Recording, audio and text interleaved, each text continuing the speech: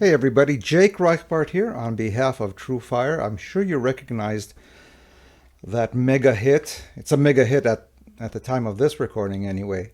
Who knows what will happen tomorrow. But anyway, we chose the song precisely because it is very familiar. And the purpose of this video is to get you curious about fingerstyle solo guitar arranging, which is to say, take any song you'd like, whether a huge hit like this one or any song from your background, something that you loved when you were much younger, a classic rock hit or some classical piece or anything you'd like, really, and arrange it for solo guitar. What is solo guitar exactly? Well, as the name implies, it's just you and the guitar.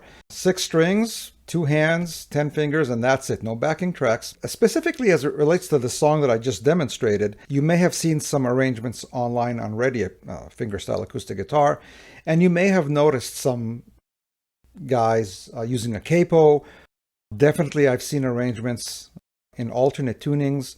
I don't subscribe to any of those ideas myself, not because they're not musically valid, but in my particular case, I'm a working guitarist. I play gigs, and a lot of my gigs are, I do play some concerts, but I do play a lot of events, you know, background music, restaurants, and I go from tune to tune to tune, and I don't have time to detune the guitar or put a capo on or anything elaborate other than just simply playing the guitar with my 2 hands and any knowledge that I might have.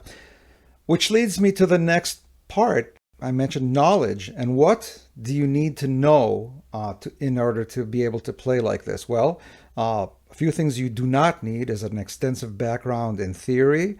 You do not need to read music at all. You do have to have a good ear. But I'd like to focus on 3 basic skills that you will need in order to be able to play arrangements like this. The first of these is to be able to identify the melody. So obviously the part that I starts with the vocal melody right away, and that's what we wanted to focus on.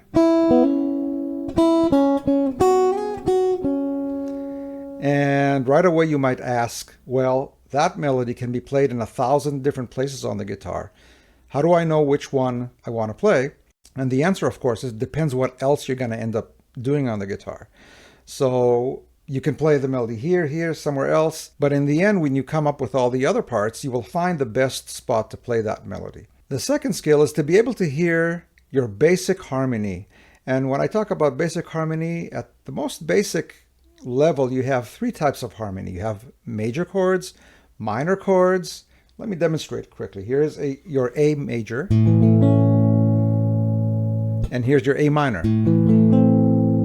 That difference really stands out, and the difference, of course, is playing a major third versus a minor third. So those are the two of the 3 main harmonies. And the third one is a 7th type harmony.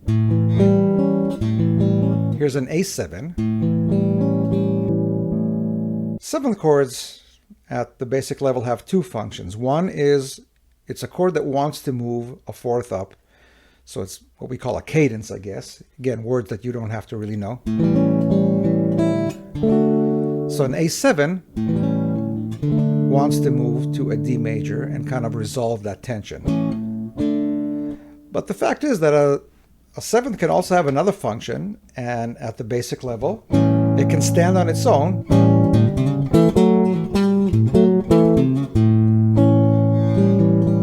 like a blues, like a rock and roll blues. These are seventh chords, and it's a color on its own, and it doesn't have to move anywhere. This doesn't happen so much in this song, but never mind that. And the third sound that you want to be able to identify is additional colors once you have a given chord. So for example, A, but in this case, we're playing an A major 7. It's very much a part of the sound of the song. Additional colors can be an A add 9, or you can have an A6. So those are different colors of the same major chord, but in this particular case we have an A major 7, which is that G sharp, and that sound also applies to the D. So instead of this extra D on top, I'm playing the C sharp. Now again, if you watched any of the other videos online of the song arranged for solo guitar, you'll see elaborate fingerings and, you know, like I said, capos and alternate tunings. And notice how simple my fingerings are. They're common. This is a classic drop 2 voicing, for example, as is this. And they're in the open position.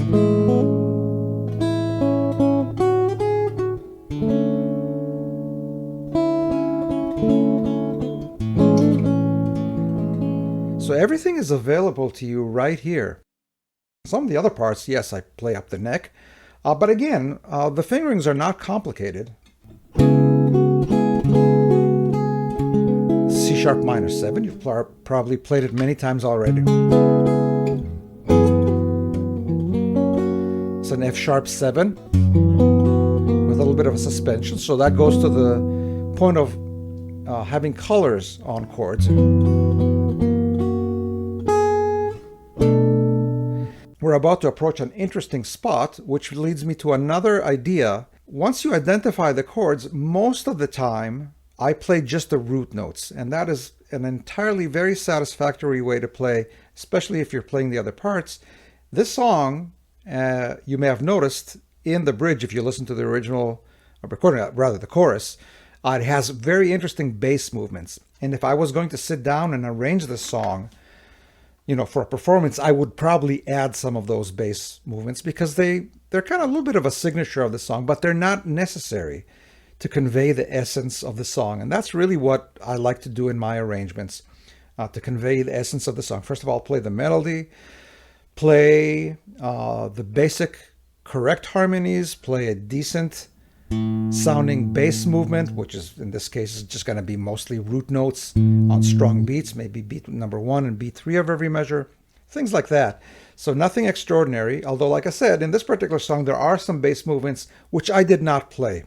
But if I was going to bring this up and really make something out of this, I might decide to do that or not.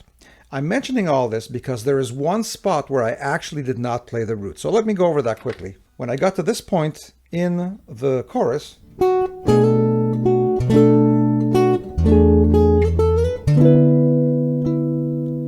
right here, it's still an E chord,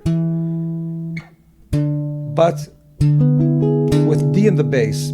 I found that that particular spot, to me, jumped out as something that needs to be expressed.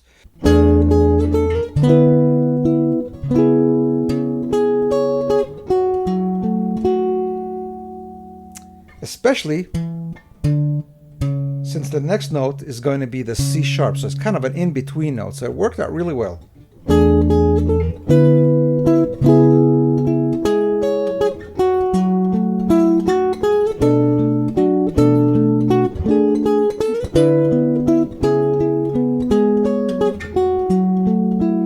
There are two more elements that I'd like to mention that I employ in my arrangements and I think make the arrangement happen. One of these I've been demonstrating inadvertently here constantly, and that's the idea of arpeggiating your chord notes in the underlying subdivision of whatever the song you're playing, you know, if it's 8th notes or 16th notes. So notice in this section,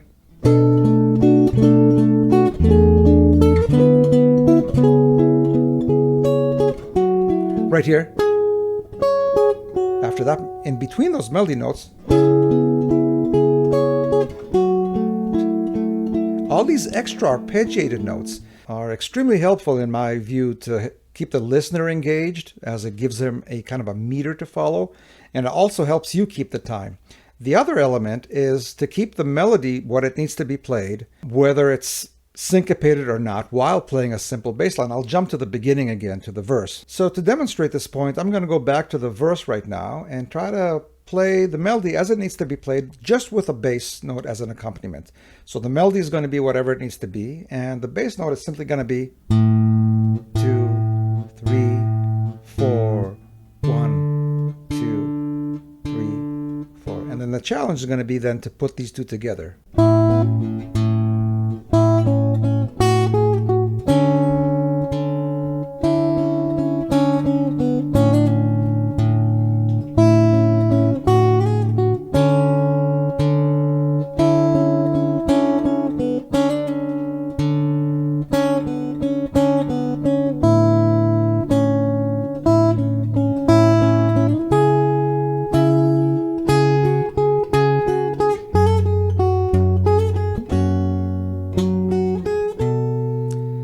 As you could hear, the song was basically there. The whole thing was there. All you missed was a few chord notes, and they're right in between. So here's your melody. Here's a bass note. Here are two more chord notes, and same thing here. And here.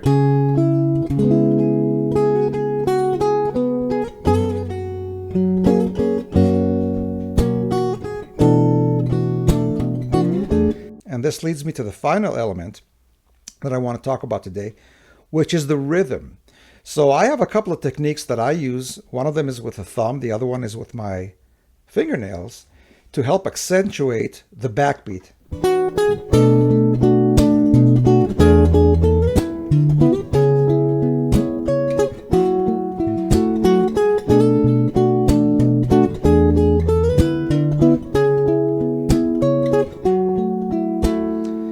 And in this little demonstration just now, I demonstrated how I used the bass notes on the strong beats, how I arpeggiated in between melody notes, and how I played the backbeat with kind of a percussive effect on beats 2 and 4. In fact, I'd like to think of this as a drum kit, if you will, because those bass notes would be maybe what the bass drum would be doing.